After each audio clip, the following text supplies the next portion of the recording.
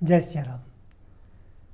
कल हम लोग चर्चा कर रहे थे कि प्रभु श्री राम, लक्ष्मण और जानकी तीनों ने मुनिवर अत्रि मुनि और उनकी पत्नी अनसुईया जी के आश्रम में उनका आशीर्वाद प्राप्त किया और बहुत कुछ उनसे माता जानकी को सीख भी मिली और दिव्य वस्त्र और आभूषण मिले।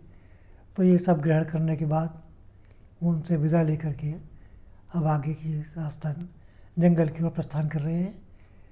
तो उनको मुनि ने ये हिदायत भी दी थी कि इस रास्ते में आपको बहुत सारे ऋषि मुनि और योगी तपस्वी मिलेंगे। तो उनकी ये बात सुन करके प्रभु श्री राम जी ने अपने धनुष की प्रत्यंचा भी उतार दी थी और चूँकि ऋषियों का वेश तो था ही, तो ऐसी अवस्था में वो आगे चले।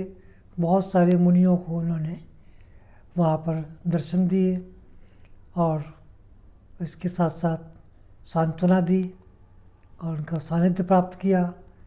और इसके बाद उन्होंने एक स्थान पर वहाँ पर एक मुनिवर के आश्रम में अपना रात गुजारने का वहाँ पर अपना प्रबंध किया। तो उस प्रबंध के अकॉर्डिंग उसमें मुनिवर ने और उनके शिष्यों ने प्रभु से कुछ चर्चा करनी भी चाहिए और जो भी कुछ उनके पास उपलब्ध था, कंद मूल फल जल, उनसे उन्होंने प्रभु का सत्कार किया।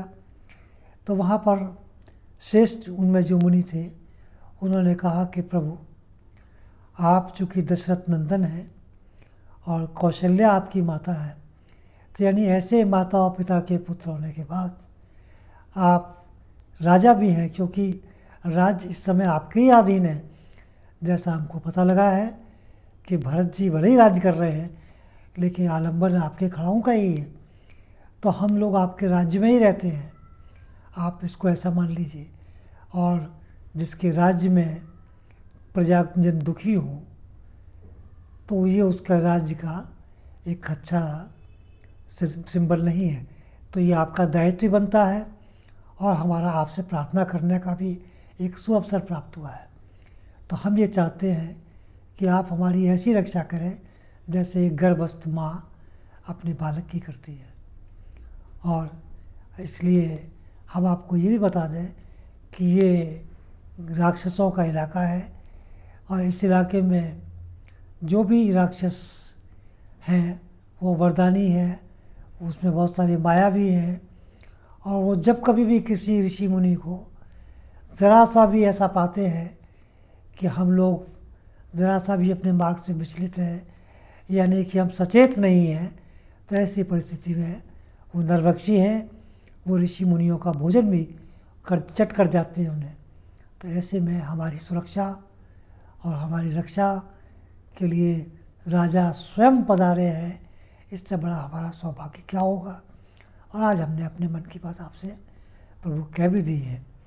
बस इतना कहना था कि वहाँ प्रभु श्री राम ने उनको वचन दिया कि मैं आपको वचन देता हूँ, और चूँकि मेरा जन्म रघुकुल में हुआ है तो रघुकुल का जो वचन है वो सत्य और धर्म पर ही चलता है। मैं आपको वचन देता हूँ कि मैं इस धरती को राक्षसों से विहीन करके ही दम लूँगा या चैन से बैठूँगा। ऐसा कह कर के उनसे प्रभु ने विदाई ली। अगले दिन वहाँ से वो आगे की ओर वन में चल दिए। थोड़ी दूर पर चले थे कि उनका सामना एक बड़े विकराल राक्षस से हुआ जिसका नाम विराट था। उसका विकराल रूप था, यानी उसकी लंबी लंबी जटाएं थीं और उसके हाथ में एक शूल था। आप ताज्जुब करेंगे, उस शूल में 2 सिंह, 4 बाघ, 10 चितकबरे हिरन और 2 भेड़िए, यानी इतने जानवरों को लेकर के वो एक ही शूल में परोकर चल रहा था। वो उसका उस दिन का भोजन था। तो जैसे ही ये सम्मुख आए, उसने देखा कि ये, उन्होंने कहा तुम्हारा तपस्वी का वेश है और ये सुंदर सी नारी, मैं तुमको अभी खा जाऊंगा और इस नारी को मैं अपनी भार्या बना लूँगा। श्री राम जी को बड़ा क्रोध तो आया और ऐसा कह करके उसने एक झपट्टा सा मारा और माता जानकी को लेके वो चल दिया। इस बीच में थोड़ी दूरी गया था तो राम जी लक्ष्मण जी से कह रहे थे कि शायद हमारी जो कैकेयी माता है उनको इस मनोरथ का पता था, वो ये जानती थी, इसलिए उन्होंने अपने पुत्र के लिए सिर्फ राज्य मांगा था और हमारे लिए वनवास। आज उनका मनोरथ पूर्ण होगा, मुझे ऐसा लगता है। तो इस पर सीता जी ने जब ये वचन सुने तो उन्होंने विराट से कहा कि देख, तू इनको छोड़ दे। राम जी ने कहा कि ठीक है, तो सीता को छोड़ दे और हम दोनों का भक्षण कर ले, हम ये आज भोजन बन जाते हैं। तो स्थिति बड़ी गंभीर थी। वो सुनता रहा। आखिर में जब उससे नहीं रहा गया तो इधर राम जी का क्रोध तो धीरे धीरे बढ़ रहा था, लेकिन लक्ष्मण जी फिर क्रोधित हो उठे। उन्होंने कहा, प्रभु, जो क्रोध मेरे को भरत को सेना से ही संहार करने के लिए उत्पन्न हुआ था, आज उसका समय आ गया है, मैं उसका उपयोग करूँगा। और विराट, तू अब ठहर जा और हम तेरे को अब जिंदा यहाँ से नहीं जाने देंगे। बस इतना कहना था कि दोनों ने अपने बाण धनुष को संभाला और विराट के शरीर में इतने बाण मारे कि उसके पूरा शरीर लहूलुहान हो गया। और ऐसे करते करते जब वो ज़्यादा विचलित हो गया तो उसने कहा कि सुनो, मुझे ब्रह्मदेव का आशीर्वाद प्राप्त है कि मैं किसी अस्त्र या शस्त्र के द्वारा नहीं मारा जाऊंगा।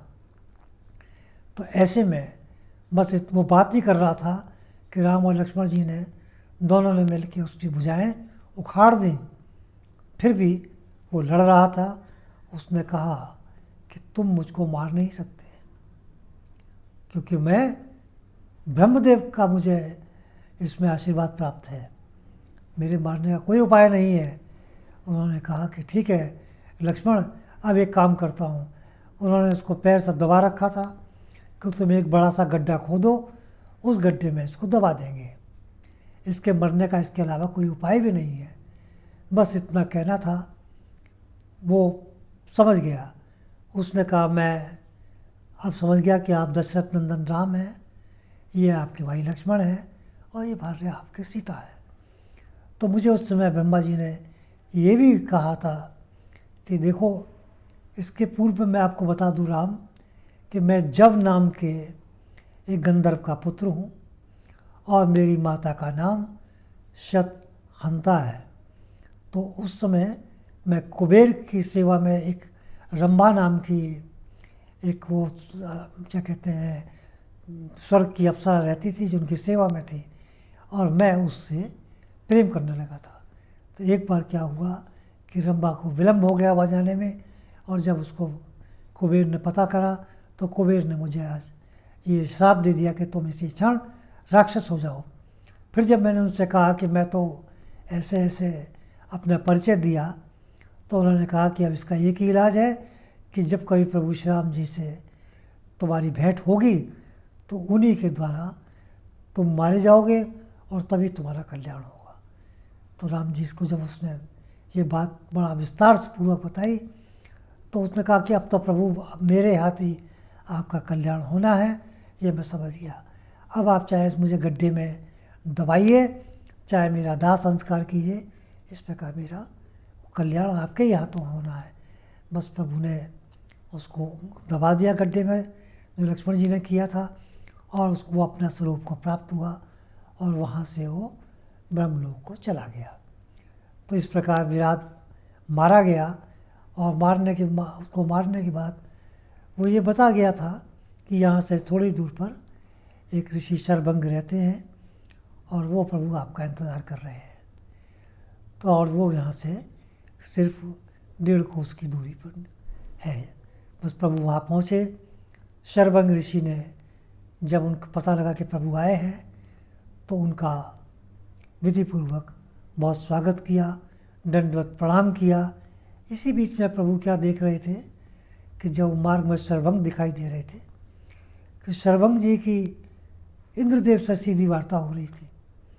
तो इंद्रदेव ने कहा कि देखो, ये उचित समय नहीं है, इसलिए यहाँ पर ये भेद खुलना कि मैं प्रभु श्री राम जी के कार्य में ये एक विघ्न होगा, इसलिए मेरा यहाँ से जाना उचित होगा। और शर्वंग ऋषि उनसे ये कह रहे थे कि आप मुझे ब्रह्मलोक के लिए लेने तो आए हैं, लेकिन मैंने सुना है कि प्रभु श्री राम यहाँ आने वाले हैं, तो मैं उनके दर्शन करना चाहता हूँ। बस प्रभु पहुँच गए, उन्होंने सत्कार किया। सत्कार करने के बाद उन्होंने कहा, प्रभु आप मेरे सामने ऐसे ही खड़े रहे और मैं आपके सामने अपनी प्राण त्यागना चाहता हूँ। बस उन्होंने अपनी चिता बनाई और योग अग्नि से उसमें अग्नि प्रकट करके और उसमें वो विराजमान हो गए। इस प्रकार शर्वंग ऋषि वहाँ से उनका कल्याण हुआ, शरीर का वहाँ दाह संस्कार हुआ और वो सीधे वहाँ से स्वर्गलोक होते हुए ब्रह्मलोक को चले गए। तो आज की कथा मैं यहीं समाप्त करता हूँ। आगे की बात मैं आपसे कल करूँगा।